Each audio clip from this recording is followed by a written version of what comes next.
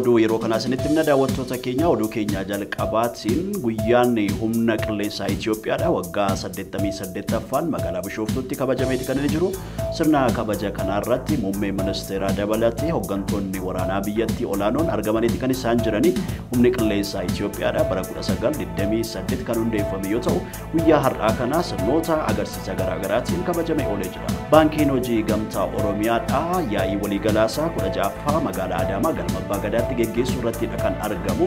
Yaa'ii kanarratti boordiin daayirektooriitii kan filataman yoo ta'u guyyaa kaleessaas baankichi guyyaa hojii gamtaa kabaja irratti waldaalee fi akkasumas immoo namoota bu'aa olaanaa argamsiisanii fi beekamtii fi badhaasa adda addaa laateeti kan inni jiru. Yuunivarsiitiin Addeegiraat guyyaa har'aa kana barattoota barsiisaa ture 1800 ol eebbisiiseeti kan inni jiru.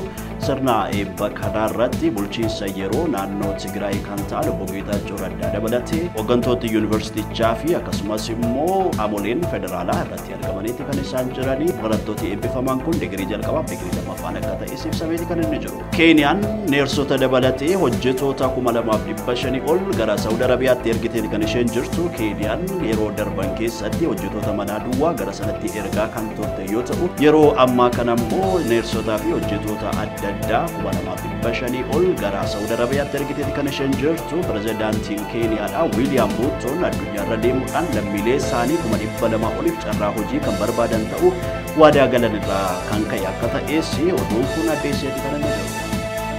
Oduu keenya kanuma yeroo gaarii.